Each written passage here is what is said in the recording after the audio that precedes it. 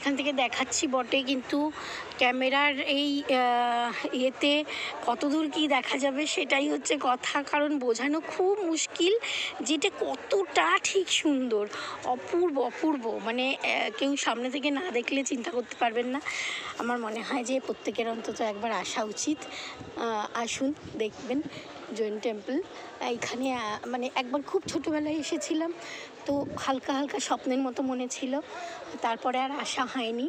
তো ভেবেছিলাম যে হ্যাঁ অবশ্যই আসবো, কিন্তু ওই ভগবান না টানলে আসা হয় না। সেই উপলক্ষে আজকে বহুদিন পর আর এই গীতালি ম্যামের জন্যই একটু আসা হলো। এই দেখাচ্ছি আপনাদেরকে, সামনে গিয়ে দেখবেন শিল্পকলার দিক থেকে কত উন্নত খাজানা একেবারে এখানে রয়েছে, অথচ সত্যিই আমরা জানি না বলে আসিনি।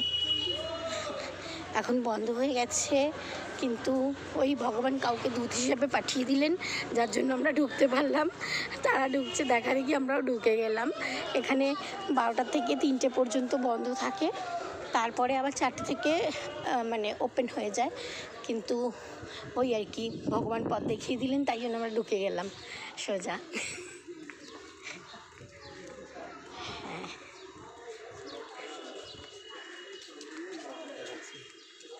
এত সুন্দর যে সারাদিনে দেখলেও কম হবে, এবং সত্যি সত্যি আমরা এখানে সারাদিন কাটিয়েই যাব আজকে। সব অপূর্ব অপূর্ব শিল্প সৃষ্টি রয়েছে এখানে, যেটা দেখাবো সেটাই সুন্দর, প্রচণ্ড সুন্দরভাবে সব কিছু সাজানো চারিদিকে। আর পাখিগুলো বেশ অপূর্ব নিজেদের মনে খেলছে।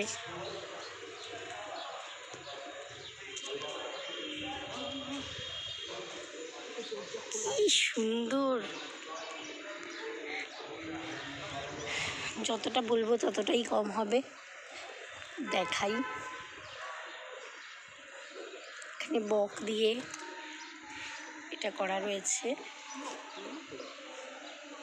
পদ্ম ফুলও ফোটে এখানে, আজকে নেই যদিও।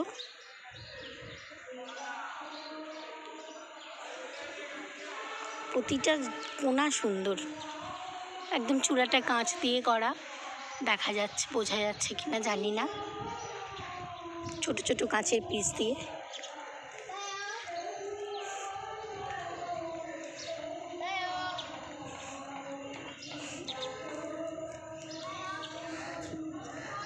কত সুন্দর হতে পারে মানুষের শিল্প সৃষ্টি, না দেখলে বোঝা যায় না। আর আমাদের ঘরের কাছে, অথচ আমরা কখনো আসিনি এর আগে। খুব আফসোস হচ্ছে এতদিন দেখিনি বলে।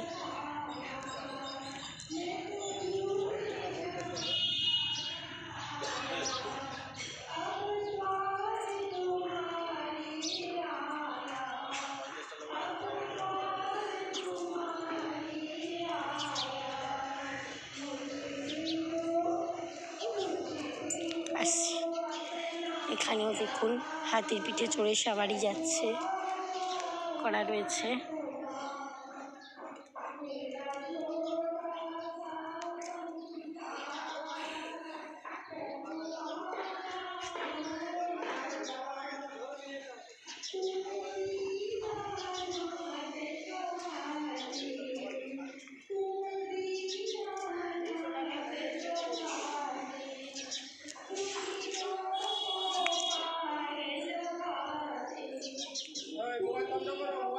ও আচ্ছা আচ্ছা, হ্যাঁ।